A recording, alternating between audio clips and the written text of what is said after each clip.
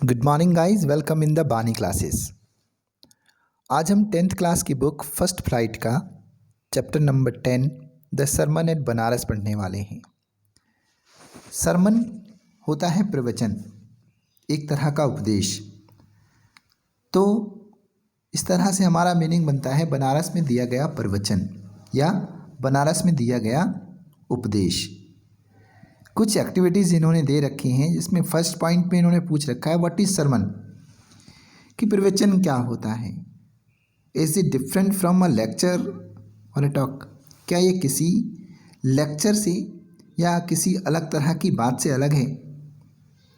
Can this word also be used in a negative way और as a joke, क्या इस word को हम नेगेटिव रूप में या मजाक के रूप में भी इस्तेमाल करते हैं। आगे इन्होंने कहा है as in my mother's sermon about getting my work done on time, यानी कि मेरी माँ का जब मेरा काम समय से पूरा हो जाए तो मेरी माँ के वो उपदेश।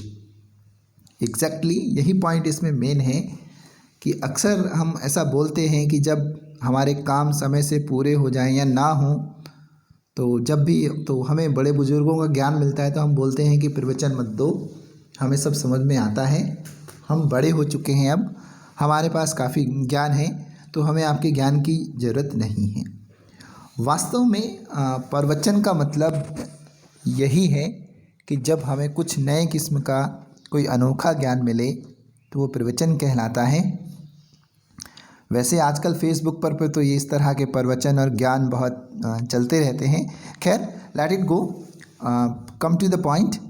हम स्टोरी शुरू करते हैं। Gautam Buddha 563 BC 483 BC begin life. Gautam Buddha ने अपना जीवन शुरू किया as a prince named Siddhartha Gautam. Gautam Buddha ने अपना जीवन सिद्धार्थ गौतम नाम के राजकुमार से शुरू किया, या राजकुमार होते हुए सिद्धार्थ गौतम के नाम से अपना जीवन शुरू किया इन नॉर्दर्न इंडिया, उत्तर भारत में। फिर से देख लीजिए, Gautam Buddha began life as a prince, एक राजकुमार के रूप में उसने अपना जीवन शुरू किया, नेम्ड सिद्धार्थ गौतम नाम के अंतर्गत, इन द नॉर्थन इंडिया, उत्तर भारत में। एट 12 साल की उम्र में he was sent away for schooling in the Hindu sacred scriptures.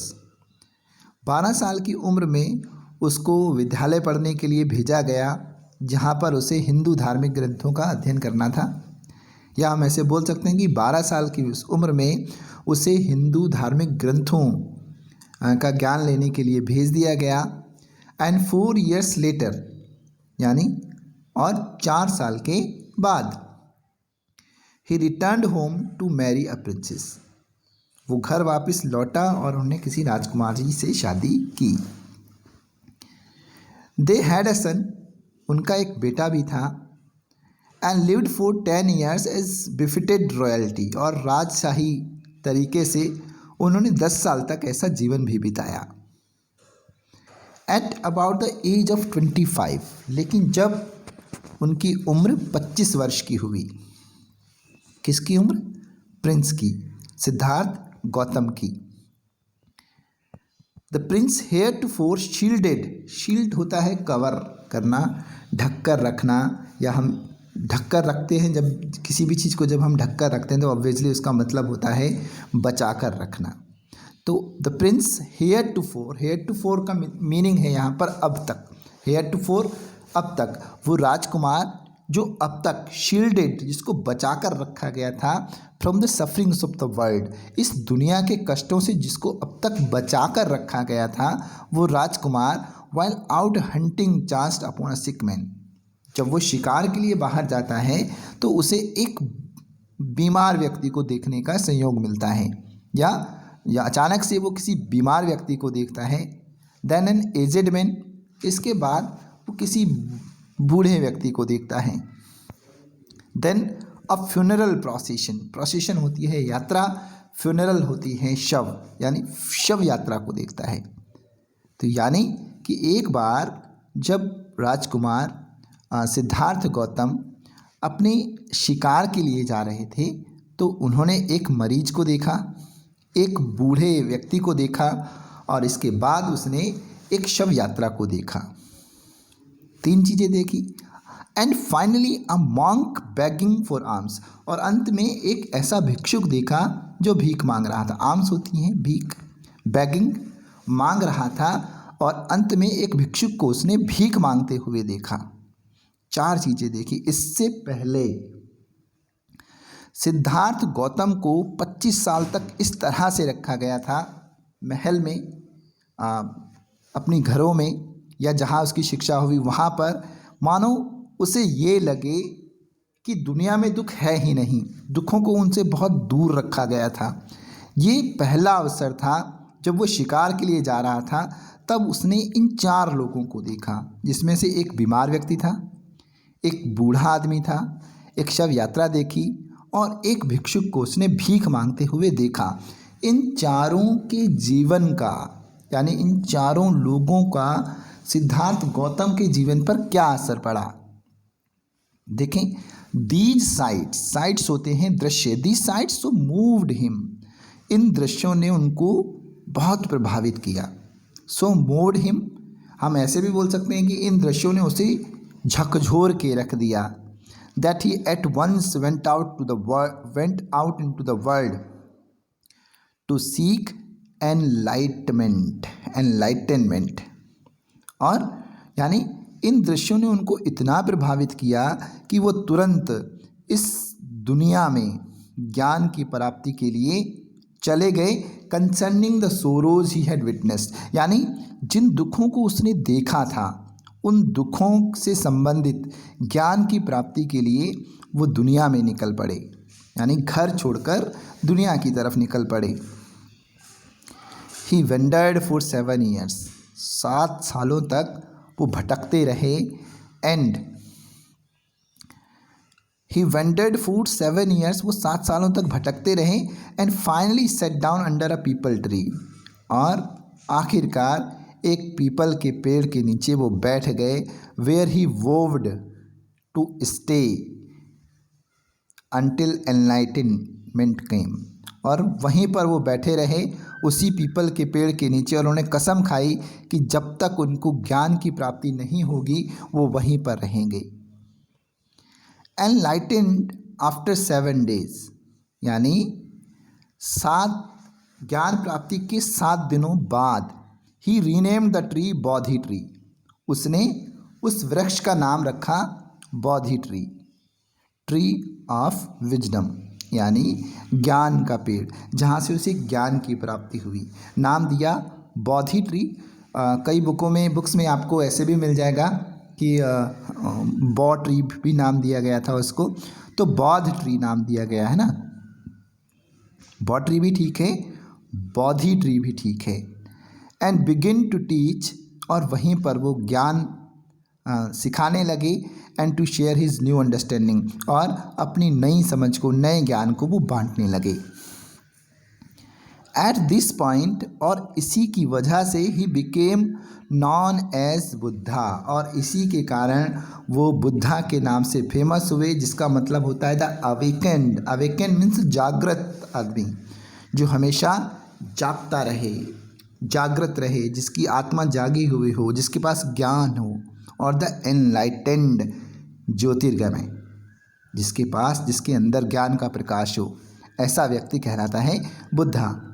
The Buddha preached his first sermon at the city of Banaras, Buddha ने अपना पहला प्रवचन प्रीच दिया at the city of Banaras, Buddha ने अपना पहला प्रवचन बनारस शहर में दिया। Most Holi of the dipping places in the river Gange, यानी गंगा नदी के तट पर। डिपिंग प्लेसेस, घाट बोलते हैं हम इसको, डिपिंग प्लेसेस को, कि जो सबसे पवित्र माना जाता है, गंगा नदी का सबसे पवित्र घाट माना जाता है बनारस का तट, वहाँ पर उन्होंने अपना पहला ज्ञान दिया। That sermon has been preserved, वहीं पर उस सरमन को संरक्षित रखा भी गया है। एंड इज़ गिवन हेयर, और वहाँ पर उसको प्रिंटेड करके रखा भी हुआ है। It reflects the Buddha's wisdom about inscrutable kind of suffering. ये बुद्धा के यानी गूढ़ इंसान के गूढ़ कष्टों के प्रति बुद्धा के ज्ञान के बारे में ये दर्शाता है। अब इन्होंने आगे कहानी ऐड की है कीसा गौतमी की। Kisa Gautami had an only son. Kisa Gautami कोई लेडी थी, उसके पास एक अकेला बेटा था। एंड ही डाइड, और वो मर गया। इन हर ग्रीफ, अपने दुख में, she carried the dead child to all her neighbours. वो उस बच्चे को लेकर अपने सारे पड़ोसियों के पास घूमती रही, जाती रही। आस्किंग देम फॉर मेडिसिन्स, और उनसे दवाइयों के बारे में पूछती रही। एंड द पीपल सेड, और लोगों ने कहा, she has lost her senses, कि वो पागल हो गई है। लॉस्ट हर सेंसेस मीन समझ खो दी है, वो पागल हो गई है। द बॉय इज़ डेड, ये लड़का मर गया है। एट लेंथ, और अंत में, Kisa Gautami met a man. Kisa Gautami एक ऐसे व्यक्ति से मिली, who replied to her request, जिसने उसकी प्रार्थना का जवाब दिया। I can not give thee medicine for thy child. Thee यानी आपको, थाई मीन्स आपके लिए या आपके बच्चे के लिए।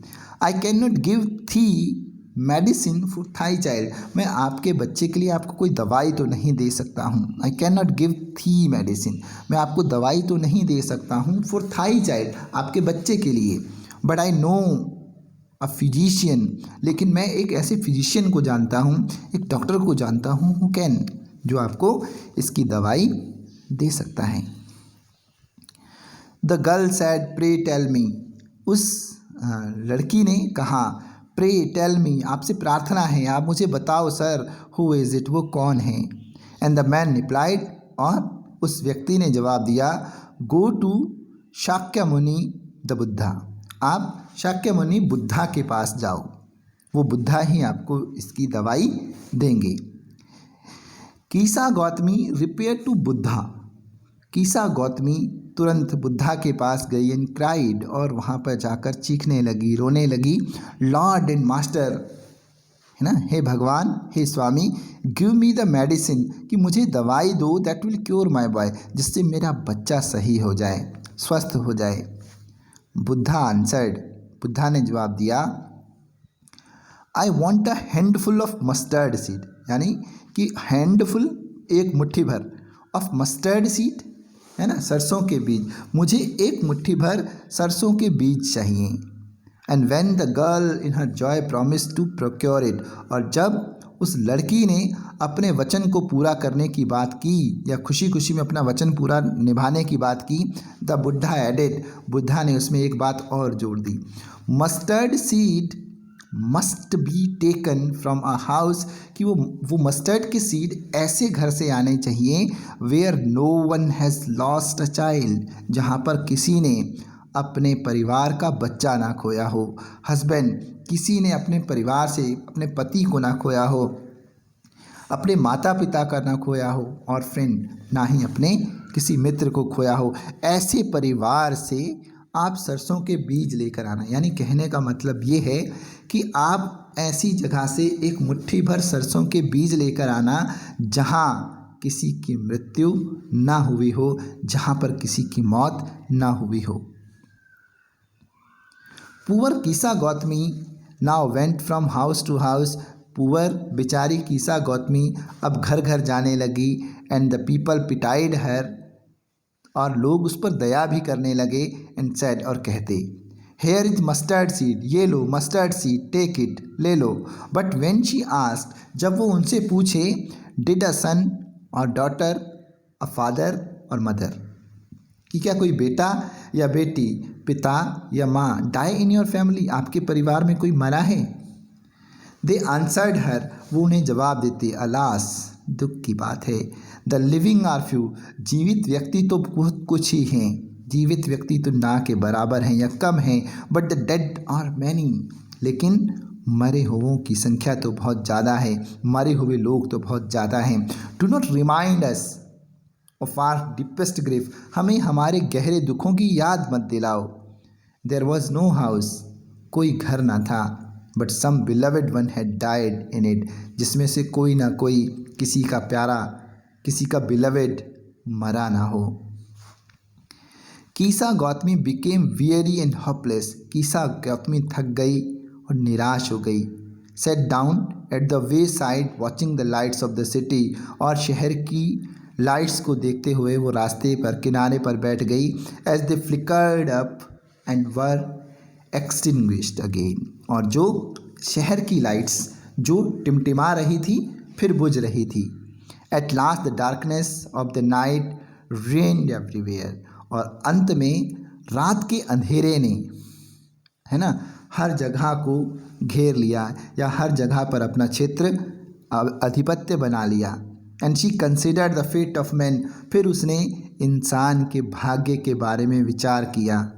That their lives flicker up, कि उनका जीवन भी, इंसानों का जीवन भी टिमटिमाता है ना, एंड आर एक्सटिंग्विश्ड अगेन, और फिर से बुझ जाता है।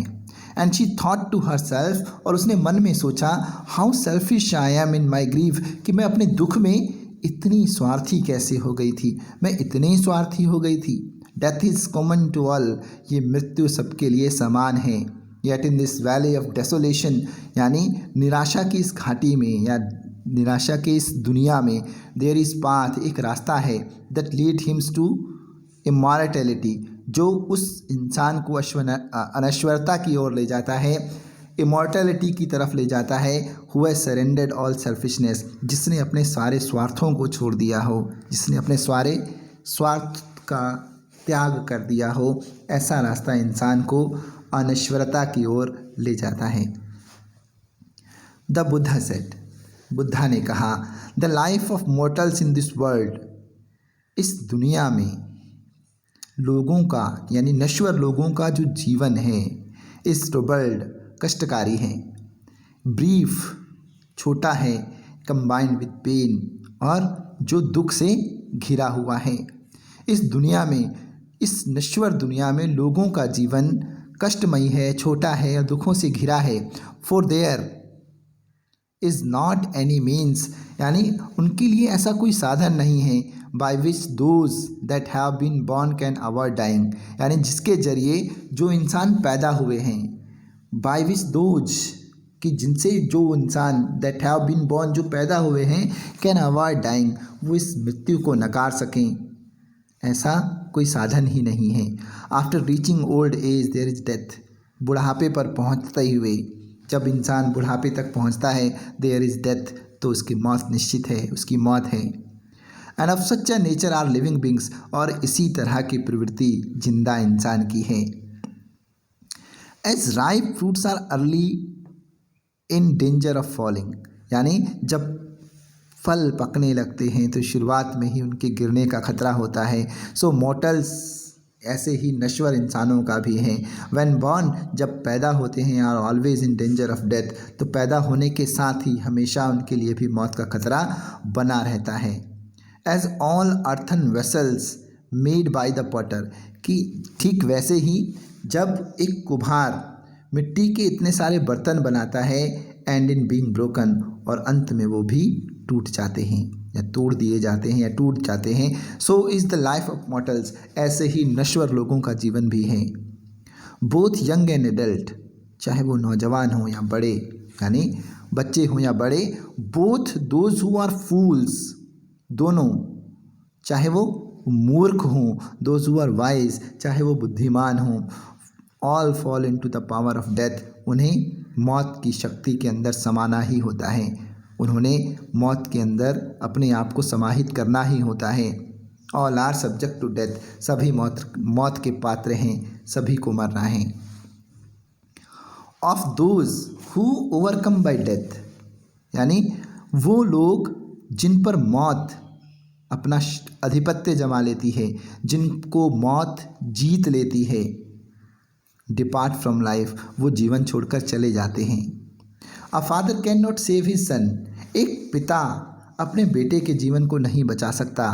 नॉट किन्समैन देयर रिलेशंस, और ना ही रिश्तेदार अपने रिश्तेदारों को बचा सकते हैं। मार्क, देखो, while relatives are looking on, कि जब रिश्तेदार देख रहे होते हैं, लेमेंटिंग डीपली, और उस पर शोक कर रहे होते हैं, गहरा शोक जता रहे होते हैं, one by one mortals are carried off, और ठीक वैसे ही एक एक करके सबको ले जाया जाता है, लाइक एन ऑक्स, जैसे कि एक बैल को, that is led to the slaughter, जैसे कि एक बैल को कसाई खाने में कटने के लिए ले जाया जाता है, ठीक वैसे ही इंसानों को भी एक एक करके ले जाया जाता है मौत के द्वार पर।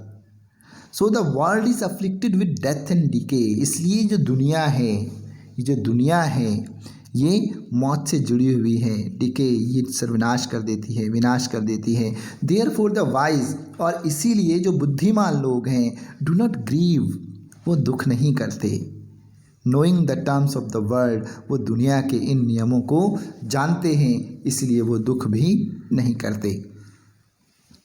नॉट फ्रॉम वीपिंग, ना ही रोकर, नॉर फ्रॉम ग्रीविंग, ना ही दुख जताकर, will element obtain peace of mind, यानी किसी पर दुख जताकर या रोकर किसी भी व्यक्ति को मन की शांति नहीं मिल सकती।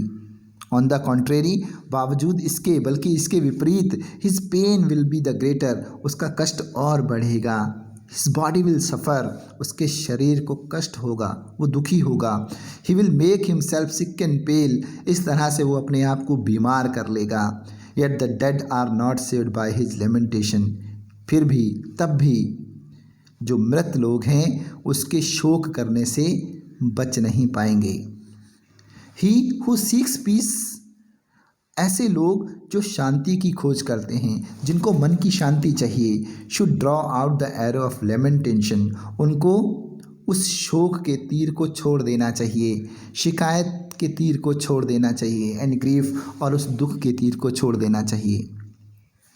ही who has drawn out the arrow, ऐसे व्यक्ति जिन्होंने उस तीर को छोड़ दिया है, has become compose, will obtain peace of mind, तो वो लोग स्थिर बने रहते हैं और उनको मन की शांति मिलती है।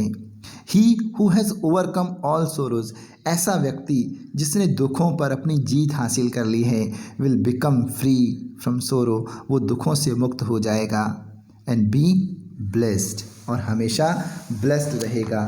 ईश्वर की कृपा उस पर हमेशा बनी रहेगी, उसे हमेशा आशीष मिलेगा। आई होप ये आपको चैप्टर पूरा समझ में आ गया होगा।